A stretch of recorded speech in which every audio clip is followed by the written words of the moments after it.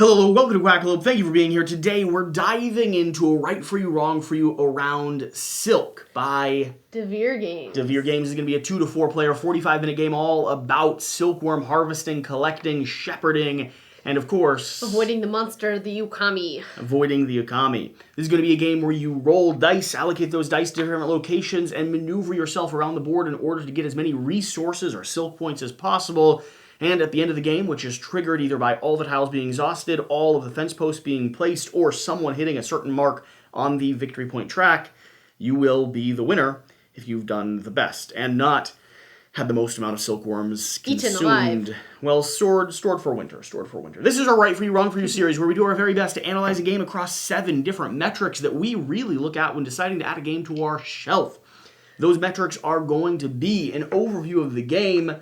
Excuse me, I do have a note card because I want to make sure I get this part right. An overview of the game, a breakdown of the theme, an analysis of the accessibility, a discussion around the gameplay, a deep dive into the various modes of play, a splattering of innovation, and then finally, a debate over the price. Wow, you did not repeat any descriptors right there. I never do. I'm very proud. I never do. I never repeat the descriptors. And if you're curious if the descriptors are on here, They're not. It's just the format. So, with that being said, let's go ahead and establish an overview of what we're doing here. Do you want me to take this, or do you want to go ahead and do it? I want you to take it. All right, I will go ahead and give us an overview of this game. So, the main core crux of the game is going to be harvesting different tiles with your silkworms.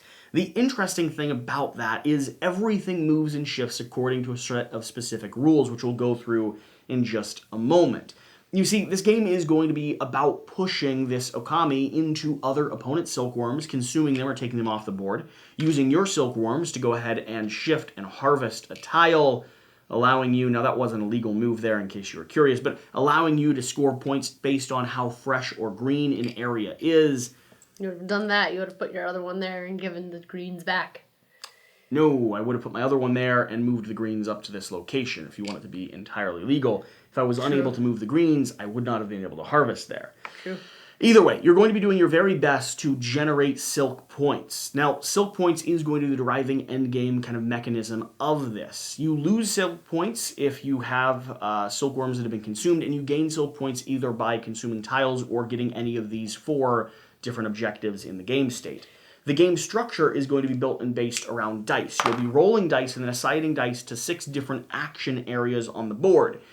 Spawn a silkworm, move your shepherd or your hound dog or sheepdog, build a fence post on the board which blocks some creature's movement, establish a habitat in order to start spawning more silkworms, harvest with a silkworm, exhausting a tile, and move the ookami itself, which is something that is going to be able to start consuming everyone's silkworms. A unique thing is that when you are assigning dice, you are going to be using up some of your silk points to either raise or lower the die to meet your needs. Yeah, you're always able to do any of these actions. It just comes down to what is going to be the most efficient thing to do. So it's not like you're rolling the dice and then locked out of something, but you might have to spend a point or 2 here or there. And you sort of ask yourself the question, does it make sense to spend those points to raise or lower my die value, or should I adapt my strategy according to a little bit of the luck and randomness here? Additionally, the squares that you're harvesting are all worth different amounts of points per silkworm that you're harvesting there. So the barren terrain is worth 0 points. This straw field is worth 1 point per silkworm. The rocky fields are worth 2 points per silkworm. And the best luscious grass is worth 3 points per silkworm. Now, the most fascinating thing about this game, though, when it comes to the general overview and what you should be paying attention to, is going to be the movement rules and restrictions. For instance, the herd dog can move the silkworms or the ookami, but can't go over the fence and cannot move shepherds. The shepherd can move the silkworm or the herding dog, but cannot enter a tile with the ookami and can go over fence posts. The ookami cannot enter a tile with the shepherd or the dog. No, it cannot enter a tile occupied by the dog, but it can the ookami can push the shepherds. It can push the shepherds. It can not enter a tile with the dog, and it consumes the silkworms. Yes. The map wraps around itself for anyone but the silkworms, and the fence posts block everything but the shepherd. So that puzzle, that way you're shifting tiles and maneuvering people on the board, really creates sort of a head-to-head dynamic where you're trying to get the most out of movement and trying to make sure you don't leave yourself in a vulnerable position. So that's an overview of the game. If you're looking for a game that deals with Well, a really interesting strategy around tile movement, around resource management when it comes to where your silkworms are positioned on the various different tiles, and a little bit of action selection with a cost-benefit analysis when it comes to whether or not you use your own victory points to drive endgame or do a more prosperous task. This game will be right for you. It might be right for you. We don't want to tell them it is right for them yet. We have 6 other points to go through. This game might be She's still practicing the format of the video, whereas me, I just overanalyze everything. That being said, let's go ahead and swing into the most important part of this, which is going to be I want to read this the flavor theme. text. You want to read the flavor text? Yes, I did want to read the flavor text. Fine. That's why I grabbed it. Just let me really do nice my favorite text. part of the game. That's all right. The Imomushi silkworms can only live in the cold heights of the Akaishi Mountains. The special microclimate that exists in the valleys between the Akaishi peaks creates a unique, protected, and coveted location. Very few people can withstand the hardships of the lonesome life a silkworm shepherd leads. It is a solitary existence that requires great dedication and strength of character to bear the pressures that stem from competing with the few other shepherds who fight over the scarce but desirable feeding grounds. During its life cycle, Imomushi silkworms devour the vegetation of the Akaishi Plateau at a frenzied pace. Their nature pushes them to weave balls of silk non-stop in order to protect the eggs they lay each day from the frigid temperatures of these remote altitudes. The silk produced by these silkworms is of the highest quality and is the most sought after in the world, hence the enormous competition between those who practice the husbandry of these peculiar animals. Imomushi silkworms can live for many years, so long as they are properly fed and protected, but the fierce ookamy, their only natural predator, also roams the highlands of Akaishi. The silkworm shepherds put their faith in their trusty mastiffs to keep their flocks safe, but they also take advantage of the threat by driving the ookamy towards the silkworms of their competitors. Thus, the walls and fences that protect a shepherd's nurseries are key to the survival of their silkworm flocks. So that's going to be the theme, right? You're herders with a really kind of fantastical, magical setting. I have to say, some of the best artwork I've seen in a board game for a long time. I love this aesthetic. I love the artwork. I love the production quality. Really? I think the production quality is top notch, but the art is not pulling me in that much. I am so drawn in by it. The theme, on the other hand, I really think the game does its theme well. I think what you were doing on the board really relates to that thematic intro I gave. Yeah, I would say this does feel like a herding and shepherding game. The backstabbery in it is interesting. The fact that you're able to like double cross each other and drive the ookamy into other shepherds' fields might be something that collectively shepherds aren't supposed to do. I don't hear of a lot of shepherds that are like encouraging the local wolf pack to take their friend's sheep instead of their own. Like, go over there's some fluffy things. But listen, if you could sign a deal with the devil, you might consider it. I think this game is very strong when it comes to the theming of it. I think the aesthetic of it, the production quality when it comes to the meeples and everything across the table, there's a lot of value added here, and a lot of that relates to sort of the theming and the overall presence of it. You're getting what you're asking for if you want to have a game that's all about herding and all about movement and all about who can start shifting and positioning each other. So if you're looking for a game that's about herding, about placement, about regions and accessibility, and just laying silk eggs to protect your eggs from the cold winter silkworms. Nights. No. They're laying silk eggs. They're laying silk bundles. They're weaving bundles. silk to protect the eggs that they have laid. If you're looking for that, this game will be right for you. Might be right. Might be right. I'm still working on it. That being said, let's go ahead and swing over into the accessibility of this game. Now, I learned and taught this game to a variety of people. Yes. I would say the rulebook reads very easily, very cleanly. I would agree. I also read the rulebook. Okay. However, I do think it is not the most accessible game. I feel that the chasing mechanisms of who can go onto what square, who can chase who can push who, is confusing, and constantly throughout all the games, I'm really having to refer to the back summary of the rules and the rulebook to figure out what does what. Who can be on what tile, where they could start shifting and moving, go into does what a tile. fence block someone's movement. I think the game really needs a full play before you can sit down and start diving back into it and get the most out of the strategy. And I would say that our first plays with a variety of groups have not been the best experience with the variety of groups. Like, as the game goes on, you start seeing more promise. and understanding what you should have done at the beginning to maximize your strategy or dive back in. But the game's already started. Do we talk about a player count here? No. Well, no. Modes of play would be player count. Gotcha. I think accessibility is more how easy is it to set up, how easy is it to learn and teach. Setup is great. Setup isn't terrible. It's not the quickest, but it's also not bad. Breakdown would be a bit more annoying because you have to desort everything. And mediocre. I would say the worst part of this is going to be the nature of the teach. It's a confusing game with some confusing mechanics, specifically that set of movement rules and the overarching strategy of it. And you're going to have the best experience with it with any group, period, the second or third time you play, not the first time. The first time is probably going to be less than and potentially even lackluster for some players that really want to understand the strategy and don't want to have to wait to, the third or fourth or fifth turn to get a dive into that. So if you're looking for a game that is slightly heavier than some of your lightweight family games, that presents an interesting challenge that can really grow with a group, this game might be right for you. This game, you still jump in at certain points. You're like, I did leave a little bit of a break there. You did. You started leaving a pregnant pause. But I was looking for something else. That pause was ready to give birth. That being said, let's go ahead and swing over to the gameplay. Now, gameplay is not an overview of the gameplay. No. Gameplay is a breakdown of the highs and lows for us. Yeah. What we think this game plays well, and what might make this game wrong for some people. And I'm going to go ahead and start off with something that is overarching. You will not like this game and that is going to be, the things you're playing with. My dice? Oh, those are the other dice. The other dice are I'm here. like, why are you taking my That is going to be the nature of the randomness, luck, the dice. Yeah. This push-pull, and it's not just the dice, but the dice are representative of randomness in the game.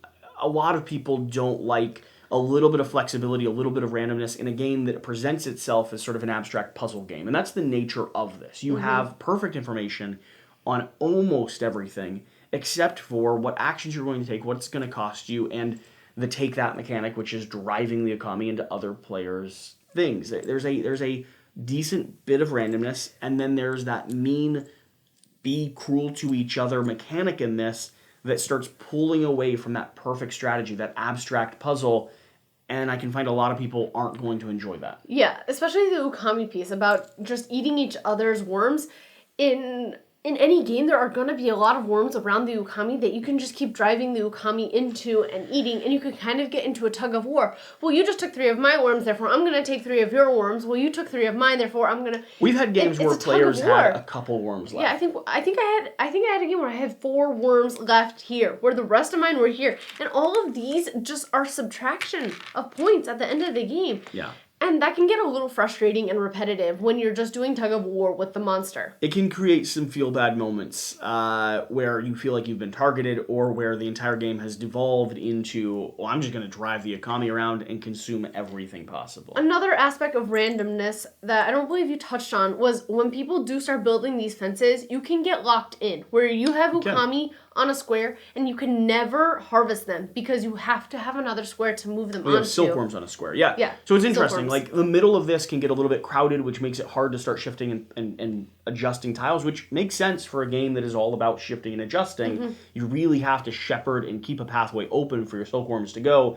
But you can also fence things in a way that makes it impossible for the ookami to get over into an area. Or, if you're really, really good at it, you could fence in the ookami and just keep him penned in permanently forever so that he starves to death. There's a lot of weird little twists and turns that you can do in this game, and some of them feel really good or are really cool when they're accomplished, and other ones just feel really bad, and they're kind of by nature the same thing. The shifting mechanic can be really interesting and really fun to engage with until it locks you out of doing an action that scores you points and basically ruins the game for you. The ookami is a lot of fun to drive into other players' pieces until it devolves into both players fighting over who's going to consume the most silkworms possible. It really can be a game that can be a really, really solid game for a game night or a really, really kind of bad experience. The mechanics that I really like about the game, I like the dice rolling mechanic.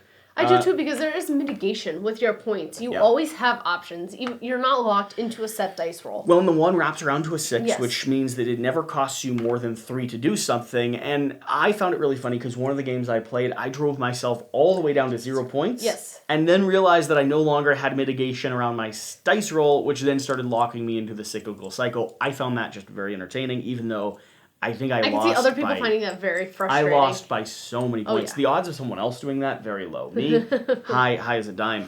I like the dice. I like the dice allocation. I like the fact that you're doing your best to take actions both in accordance to what you've rolled and also, when the time calls for it, manipulating those dice accordingly. I also like the thing that drives endgame. There's a variety of things that drive endgame. It is the number of fence posts that are placed down onto the board. It is a certain amount of victory points or silk points based off of how many players you have. And it is, I believe, exhausting all the tiles on the board. Yes, There's 3 different endgame drivers, side. and all of those matter. All of those are things that realistically could happen and things you might go after. Another thing that I do like are these different little goals that you're kind of aiming for to be the first to complete. I do wish that they had more of them, that you can trade some in and just have different combinations throughout the games and just add some variability. One thing about the randomness that you were talking about, the board is always random. You turn all the tiles face down, you mix them up, and then you place them out and then turn them over. So you never know what tiles are going to be next to each other, what the optimal placement is, until you actually flip it all over. Yeah, but at that point, it's perfect information and you have a good sense. That just randomizes the game state you're playing. And so, if you're looking for a game that could have a whole mix of highs and lows paired around the same exact mechanic, and you really need to know what your gaming group likes to know if this game is going to fit them. Specifically, a little bit of take that mechanics, a little bit of luck mixed into your abstract strategy, and the option to maybe get locked out of a good turn because you strategically overlooked a few elements that you maybe should have been paying attention to. It could be a learning lesson for you down the road. This game might be right for you. That being said... You didn't let me jump in and say it. Let's swing over to modes of play. Modes of play are going to be the different variable ways that you can play, and I'll go ahead and hit on right now. I really would like to see a little bit more variability when it comes to the options of play here. What do you mean? With things like these tiles, things like maybe other actions that you could take or other creatures that can pop up, other enemies you could face. More variability when it comes to the point scoring here on these like side objectives.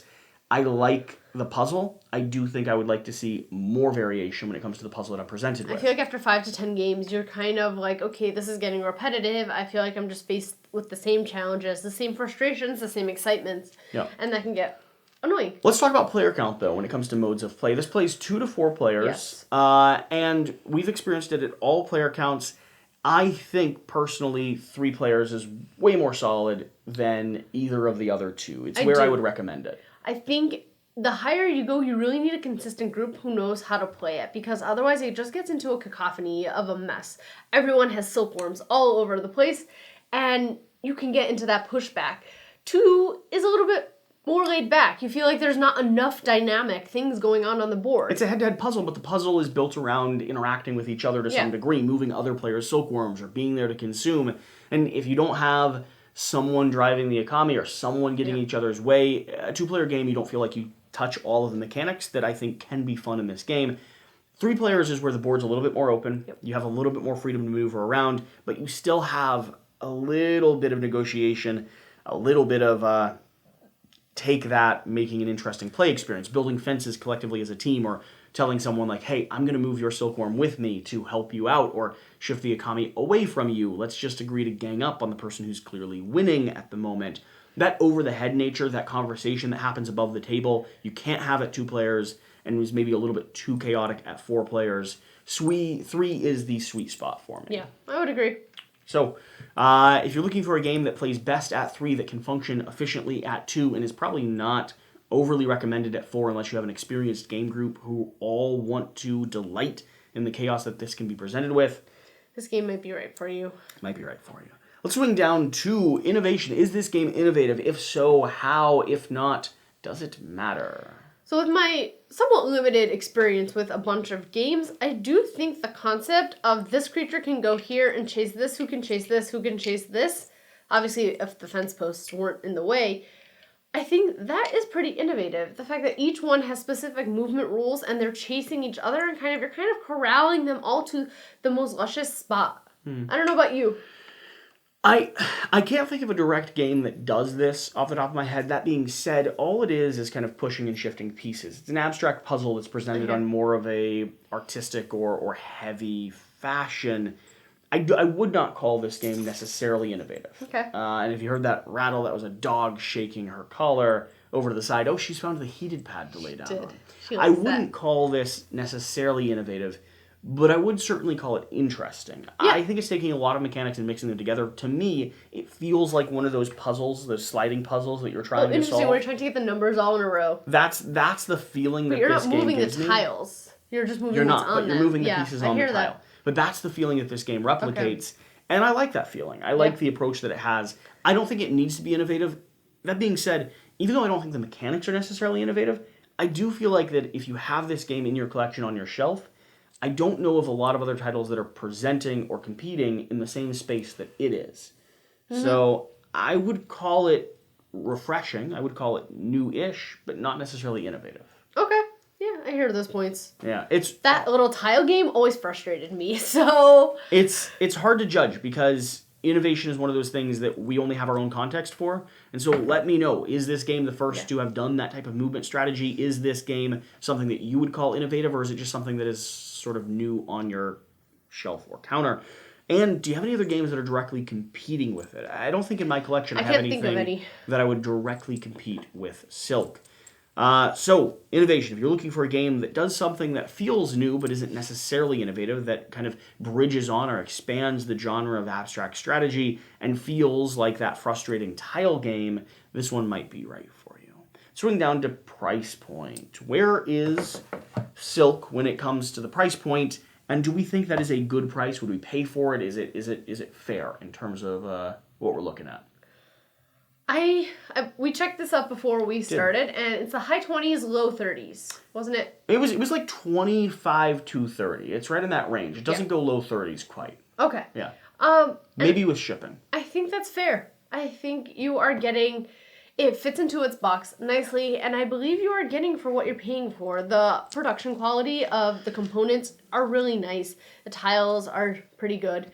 They're really good, actually. No, the production quality is excellent with this game, genuinely. I mean, all wooden pieces, fully colored, a nice set of like wooden dice that are a joy to roll. Everything here is really well made. Yeah, they're all very fun to play with. I do think it is worth that price. I think it is a fair price for it. If I found this at a store at $25, I wouldn't be angry handing over a $25 bill in order to take this home. 30? Getting up to 30, maybe 35 with shipping. I think we're getting a little bit closer to the edge of where I want to spend on this, just because of how it's going to fit in my shelf. I think this is going to be a game that gets pulled off the shelf for a select number of plays. Yeah. From me and kind of the gaming group that I have, this is going to be one of those odd games that comes out in the middle of a heavier gaming day, right around that 3-player count, which is a player count that has a lot of other competition in it. Almost every game I have plays somewhere within that range, and some of my favorites play within that range.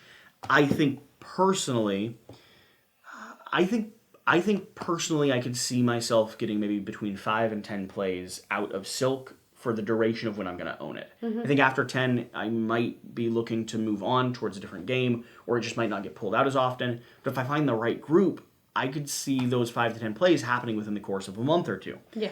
So I asked myself, $5 per game, would I pay for that if I had to go like to a ticket, or $2 or $3 per game if it was a little bit more plays? And I think so. I think it's well worth that. At the end of the day, for me, it's not worth that. The experiences that I've had thus far and what I am projecting because of how hard it is to find a stable group, I just don't see it lasting in my collection very long. So you think it's worth the $25 for people who want to get the game, but for yourself... For myself, I wouldn't want to pay for it. Okay. Yeah, interesting. So that's going to be our overview of Silk. Kind of final thoughts, closing segments for me. I have a lot of hope and promise in this game. I love the theme, I love the aesthetic, and I've enjoyed the plays, even though moments of them have been immensely frustrating. I really want to get this back to the table with a group a few more times at that 3-player count.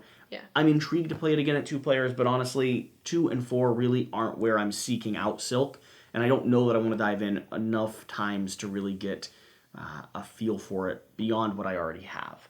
But this game has a lot of promise, and